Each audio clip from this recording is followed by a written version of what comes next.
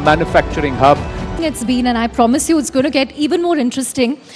Because as Anand says, you know, it's very energizing to be in the company of entrepreneurs and entrepreneurs who really want to make a difference. Because we are talking made in India today, and made in India, not the old manufacturing that you and I know about, but a made in India that reflects the aspirations of a young and ambitious India. We're talking electric vehicles, we're talking smartwatches, we're talking rockets. Without further ado, I'd love to introduce my panelists. Please welcome on stage Aman Gupta, the co-founder and CMO of Boat, a very familiar face on Shark Tank India Summit, all the way from Bengaluru, Chennai and other cities. Aman, of course, is a local. Aman, thank you so much for joining us. Thank you, Tarun. Thank you, everyone. You know, as I said, this is made in India, which is very exciting because we are talking about products that we couldn't have envisioned even a decade ago. Because today, when you see people wearing headphones, they're wearing a Boat or they're wearing some other Indian brand. It's not just about Sony or JBL anymore. So, Aman, take us about, you know, through your own made in India journey. Or like you say on Shark Tank, hum bhi bana lenge. That's my line. I was supposed to use it today. Say it for us. So, I would say that, a few years back when we started 5 years back, there were no Indian brands as such in our space. And Indian brands were not, they were looked down upon, I would say. We were all, I would say, we felt great using Firangi brands. They were Japanese, they were Germans, there were American brands here. But people never thought that in our industry, Indian brands can still do something. And unfortunately, in the telecom side, Indian brands could not, do much when the Chinese came in. So people like us, brands like us, we were also looked down upon even before we started. I always say our death story was written before we were born. That Indian brands can't do shit, right? And it was tough. We believed in ourselves. We believed in the changing Indian consumer, and we made a brand which was born in India, right? Then a few years back, we all know how COVID made us all realize that we cannot be dependent on a few countries for our products. And we all, not only us in electronics, all of us started, made in India started becoming a very flagship scheme of the government. And we all started investing our time, effort, and money in making in India. And we are very proud to say that, last quarter we made 1 crore units in India. Wow. So, going back to our line, when people say you can't do it, there is an inner confidence which says, hum bhi bana lenge. In fact, I read somewhere, Aman, that in 2021, only 5% of your products were being made here, but now it's climbed to 40-50%? Yeah, so it was, it was not easy to make in India. It was not feasible, to be frank to you. But, we were working very closely with the government also helping us on a lot of schemes. The PMP scheme is there. The PLI is also expected sometime. So I think there was a constant push and pull, and with the support of the government, with the policies becoming easier, we also thought we are not a manufacturing company. We never done manufacturing ever. We know tech, we know marketing, but manufacturing was something which we had to learn. And imagine that in India there was no factory which had made audio products, because it was not something which was or a wearable product. It was not made in India. Nobody knew how to do it. So we took baby steps. And I remember one day, there was one of these interviews where people asked Prime Minister Modi that why aren't we doing things fast or something, and he said India is not like a flight which just goes like this and this. India is like a train. It takes time, right? So I would say for us also, like Rome was not built in a day. India will not make in a day. It will take its time. And we are on the path of doing that. Great. Tarun, your journey as a maker of electric vehicle, an electric scooter, Since the time you started, which was what, 2014, 2015, there are now over 1 lakh Aether scooters on the road in India. But it took you a long time to get there. I think you took 6-7 years just to get the design right, to get the product right, because you wanted to make a product that ultimately looked good. Like Aman said, you know, people would kind of hesitate from using Indian brands, but you made it aspirational. So if you see our trajectory, it's, by the way, we're in our 10th year now, so just approaching the first decade. First 5 years of engineering and product development.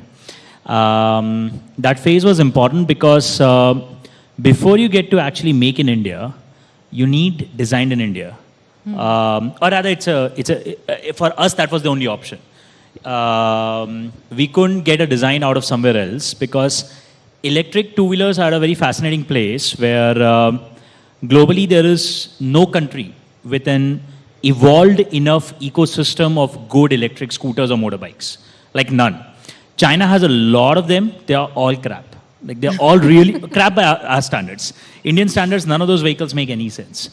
So we were at a very interesting place where if you want to build electric two-wheelers, you literally have no place to like borrow from. So we had to build the platforms from scratch. We had to do all the engineering from scratch. I remember when we hired this testing lead from one of the legacy auto OEMs. He's like, we have no test protocols that work for an electric vehicle. And our team started writing the first protocols, to my knowledge, for scooters in India, electric scooters in India. And they had to write 2,000 of them. Like we conduct 2,000 tests per vehicle every time we move them to production. So 2,000 tests per vehicle? Yeah. When you would conduct, what, 400 tests for a normal petrol vehicle? Some small number versus some very large number, basically. Yes. So there was a lot of fundamental building required. And our bet was that you have to have a fantastic product for the customer to flip them, but you also need incredibly strong platforms. You need IP. So we had, and this was not typical startup journey. So our journey was difficult because unlike typical startups where you have the concept of minimal viable product, you have this entire theory of get to market fast, fail fast. Think about Aether's journey. First 5 years, 0 revenue, 0 customers, 350 engineers doing product development, nothing to show for it except prototypes. So did your parents ask you, Tarun, what are you doing with an They IIT still ask degree? me. They still ask me, what are those engineers doing? Like, Abhi, nobody believes it, that you need people to actually build. They still keep checking. So then in 18 we launched, and then the real hard work began. So we launched a product, good reviews, and we realized there's no local ecosystem. So we can't scale up supplies. So we had to spend the next 2-3 years building a lot of our suppliers along with us. Some on electronics, but a lot of them on things like even traditional auto guys who are not doing stuff for electric. There's a lot of supply chain buildup required across the spectrum. There's a lot of convincing required because Indian OEMs would not even get supply. If you want to get lithium-ion cells, until a couple of years back, it was ridiculously hard to even get lithium-ion cells from external suppliers to Indian market. They're like, India market is not important. Nobody will build and sell EV in India. Why would we sell to? They would not even have offices in India. So it was a pretty fascinating journey. And in this 10 years, the revenue, 90% of our revenue has come in the last year. Wow. So 10 years ka cumulative revenue, all of it has come basically in the last year. It's 9 years of build-up and just 1 year worth of actual proof that's finally come out in the some level of patience. Yeah. So, you know, at least Aman is making audio products and smartwatches, Tarun is making vehicles, but Srinath wants to make rockets. And before I let you talk, I have to ask you, have you seen Rocket Boys? Yeah, very much. Size is increasing as we are going down the road. The scale and scope is just going up. We'll finally come to the man who has all the money, Abhay. But Srinath, rockets, were you inspired by Homi Baba, Vikram Sarabhai or Elon Musk? All of them, but actually my first inspiration comes from, I think we didn't have cable TV at home when I was growing up for a very long time. So only Doordarshan, and PSLV launches used to come on Doordarshan. right? And my granddad used to be in Doordarshan. So I ended up watching them not by choice, but then I grew up as like every kid has this fascination for space, right? So somehow that was there. And yeah, I think it took me a while to realize that I can take the steps to go ahead and build something like that or try to build something like that in India because it took me into electrical engineering, then financial engineering, and then back to aeronautical engineering. Did a lot of things before I figured that there is a business model as well that is possible, right? And for that, a lot of credit goes to SpaceX because they proved that you can actually make commercial products out of space. But when I was in the US, I also realized that there's a lot of respect for the tech that ISRO has developed. So that is actually one slight difference between what we just heard right from Aman and Tarun as well. At least in the space sector, India is not by definition like a bad product builder. You already have credibility at that level. Now your onus is about, okay, now that ISRO has already done all that, where can we take it from here? We are actually having the opportunity to stand on the shoulders of giants, right? So from here, where can we take it? And I think the government gave you a helping hand by opening up the private sector. So ISRO, in a sense, is actually helping you. Yes, definitely. I think in 2020, during the Atmanirbhar reforms announcement, so we were all at home. I mean, like most of us, I think I was also at home watching, I think the finance minister talking about it, right? Like she was like actually coming out with slide after slide of what are the reforms coming. And then the very last slide was about space tech. This completely took us all by surprise. And I think that actually translated to reality last year in June when the Prime Minister himself came down to inaugurate In Space in Ahmedabad, right? And it is with their help that we have done our engine testing at ISRO. We have opened our launch pad within Sriharikota. So all of those things, at least for space tech, you do need that government support directly. And I think the government has opened it up in a big way. So when can we expect a 3D printed rocket from Agnikul Cosmos launch into space? Yeah, I think hopefully in the next 30 to 45 days. We actually wanted to do a launch by end of last year. Thank you. But it's a very new launch in the sense, new launch pad, new engine, new vehicle, and a whole bunch of new avionics. So like what Tarun said, a lot of design in India going inside that. So we want to take our time to get it right. Hopefully in the next 30 to 45 days, I'm sure we'll all be cheering him on to see the first 3D printed rocket go up there. But Mr. Tyagi, all of these innovations depend on one raw material, which is your chip, semiconductor chip. And there, unfortunately, despite a PLI scheme being launched many months ago, India hasn't been able to make headway. We still don't have a big investor coming on ground. Of course, there are proposals, agreements, etc. Why do you think we are falling behind when it comes to building fab plants or, semiconductor chip facilities? Why is there this inertia? Chandra, before coming there, just wanted to put some context and perspective to electronics and semiconductor in India.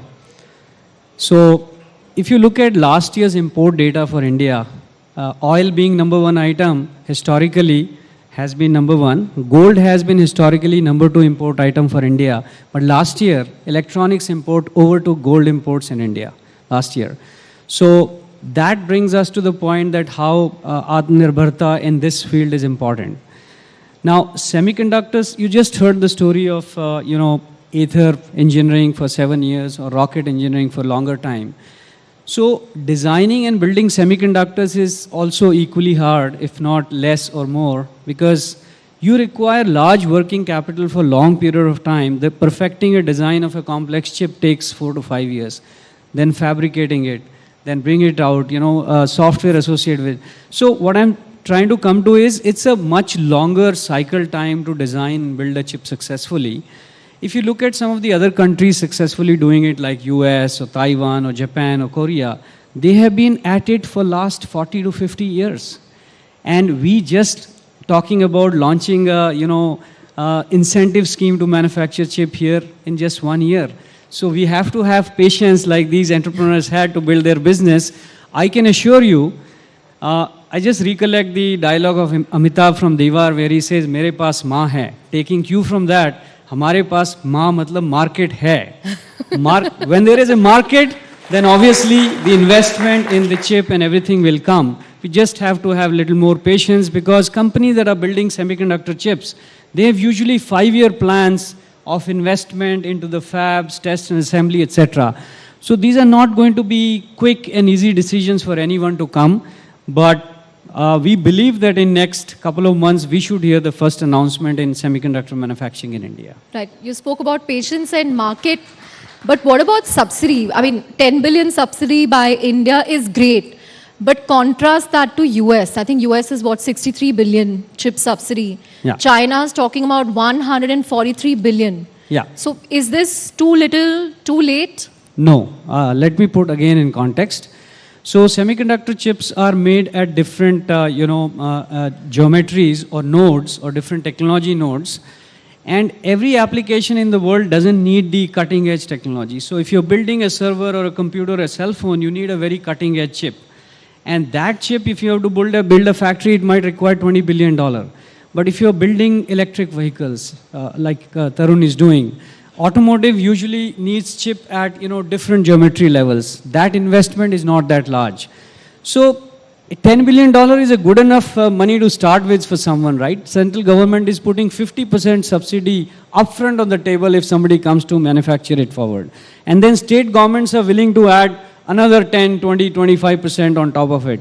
So this is one of the best known incentive scheme for semiconductor manufacturing. It's it's a good time to start. I would say this is a Y2K moment for semiconductor manufacturing in India. So let's stay tuned and let's stay patient. It should happen. Okay. Abhay, you're the man with the purse strings. So, how tough is it to fund companies in the deep tech space? Because Tarun, for 9 years, he would have told you, I have 0 revenues. And Aman said, we were considered dead before even we started. And Srinath, again, has a moonshot target in mind. So is this something that traditional NBFCs will look at? Or is that why we need risk capital or venture capital in this space? Or is there a mindset shift happening now? So basically, post-COVID, we have come out with a different skill set. If you see all the lenders, they are looking for some innovation. They are open, they are exploring new opportunities. And market has moved to a cash flow-based lending rather than just seeing at a ITR and so many other things. If you look at startups also, they are paying all the statutory dues on time. They have the PDF banking statement. There are so many other data points, digital footprints are available. On the basis of that, I think we are able to take a call and we are able to fund these kind of companies. But of course, yes, for a lot of private banks and few other banks, they require a lot of other things, vintage and so many other things. But a lot of traditional NBFCs, now they have moved to a fintech kind of model, wherein they focus on a cash flow based lending and they're able to provide working capital limit and that too without collateral up to a certain limit. And do you see many MSMEs emerging in these areas that will perhaps work in the electronic space, the wearable space, the EV space, and so on? Yeah, so lot of MSMEs which we are targeting, I think they come from different sectors. So there is no sector specific as such. It's all about the innovation, counterparty, take call on promoters, and so many other parameters. So there is no specific criteria right now in terms of lending. The only cash flow is one part. There are so many other factors which every lender will look into it. Right. Aman, when Tarun was talking, he spoke about how not just make in India, but also design in India. What kind of, designs shift did you have to make or design changes did you have to make an Indian brand attractive? Because today when people talk about the audio space, they say, Boat is competing with a Noise or a Maybe, which are also Indian brands. It's not just a Sony or a JBL. What kind of shift did that take? How did you manage to make cool designs that youngsters would like? First, we should have an active noise cancellation headphone.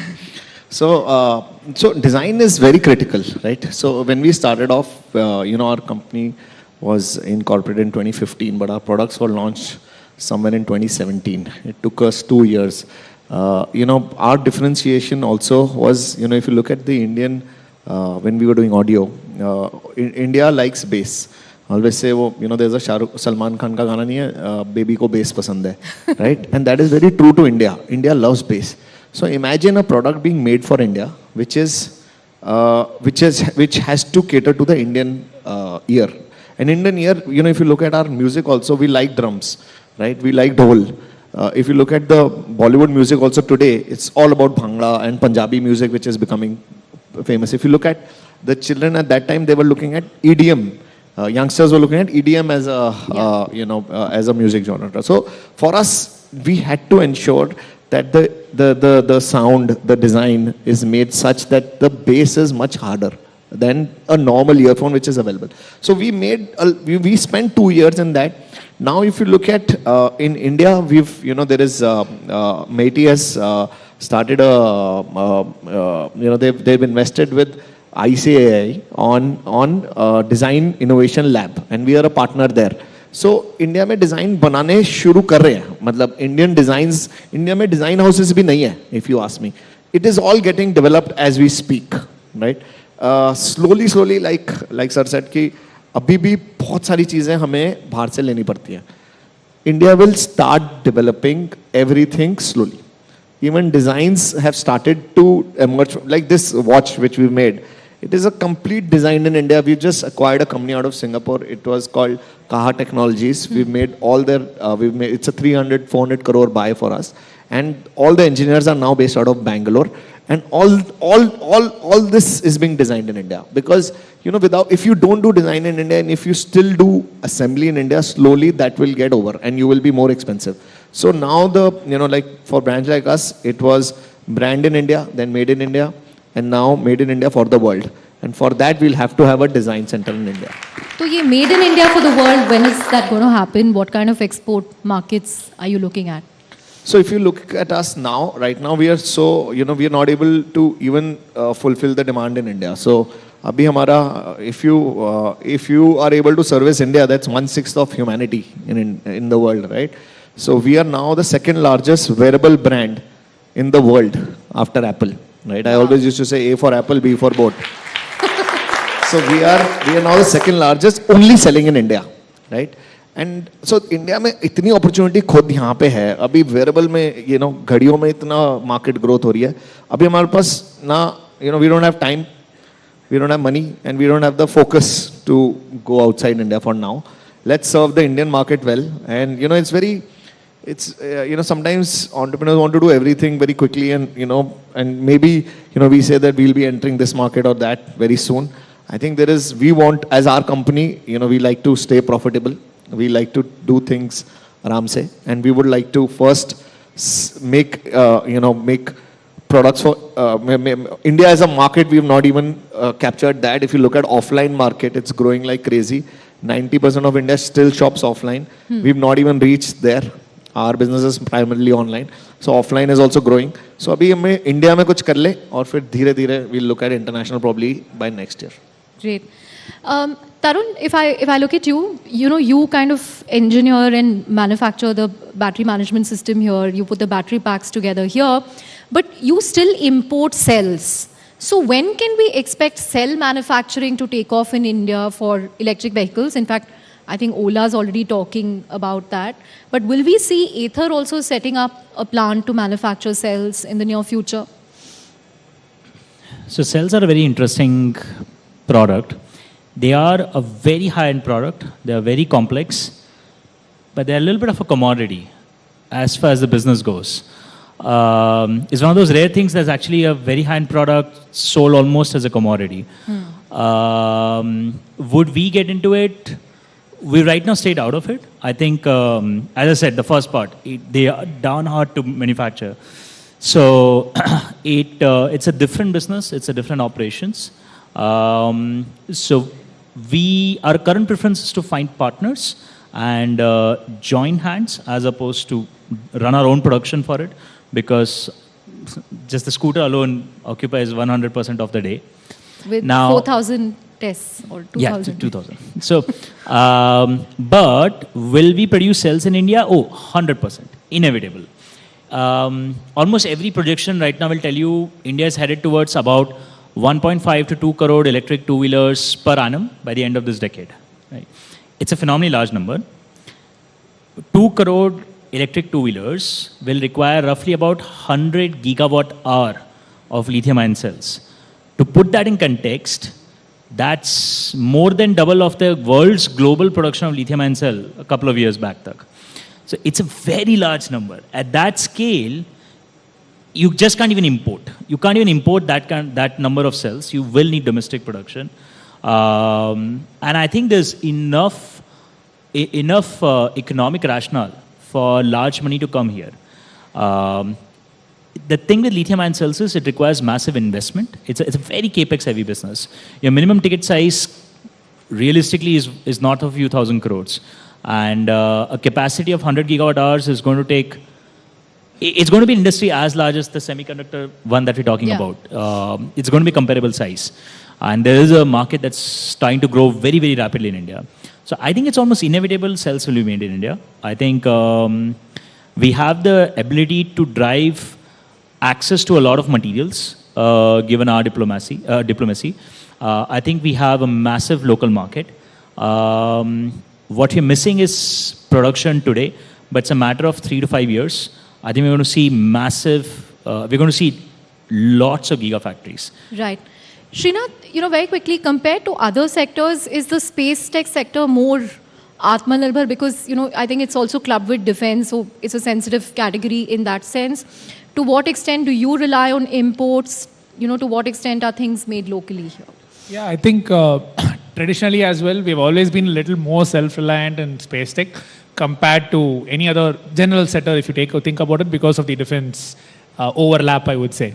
Right? However, today that is, even with this new Atmanirbhar thing, that's getting even more of a focus.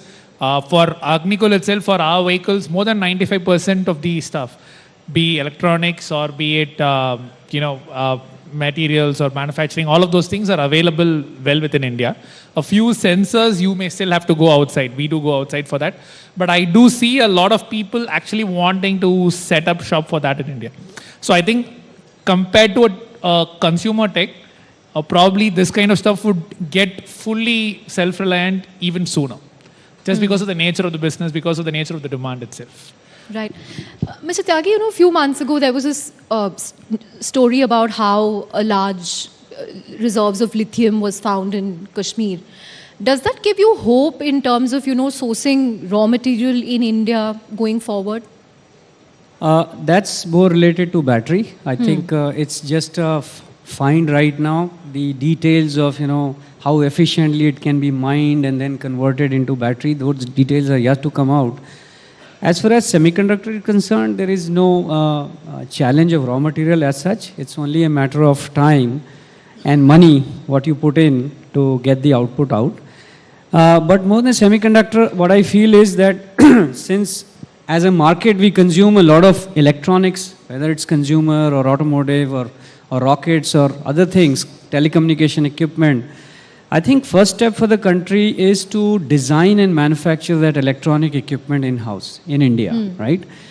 Once you design and start buying raw material like semiconductor chips, then automatically the global companies will start paying much more attention to semiconductors for this market, whether it's design, manufacturing and support of that. But if the end equipment is getting imported from outside, then nobody is going to pay attention to manufacture chips here.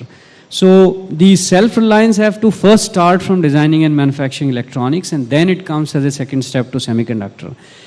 In that context, definitely I think we all have to be very proud of these entrepreneurs which are designing and manufacturing products in the country. So I think really salute to all these entrepreneurs too for doing that. No doubt about that. We have 1.5 minutes to go, so I'm going to quickly ask all of you for one big prediction or trend that you see when it comes to Make in India. Abhay, I'm going to ask you to go first. Your one big prediction. So I think 2023 second half we'll see a lot of consolidation. Market will move towards productivity. Vivek? I'm looking at semiconductor as more than business, but also a strategic geopolitical asset. Correct. If you look back last 1 year's happenings of China threatening Taiwan or US supporting Taiwan, one big reason is 50% of the semiconductor chips are manufactured out of Taiwan. So I think we have to look this as a strategic sector for our country's geopolitical strength going forward. Srinath? I think the message outside of India would also be that even within India, real deep tech can be designed and built, not only in the industry B2B side, but also on the B2C side. Tarun? Manufacturing grows as a percentage of GDP pretty radically over the next 5 years, driven by a lot of high-tech manufacturing. I think jobs will happen, but I think overall value add will grow much faster than just jobs. Yeah.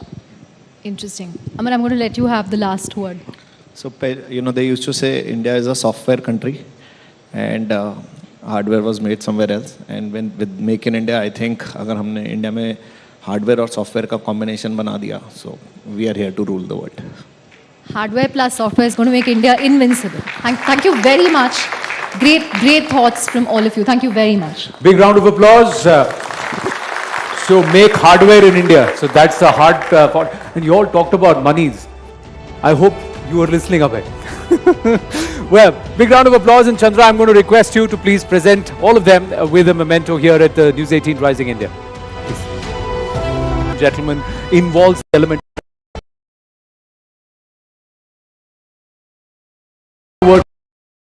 Anything under the table, have you? You haven't, right? You've got your things with you? I'm now going to request you to please get up. Please get up from your chairs. Please get up. Please get up.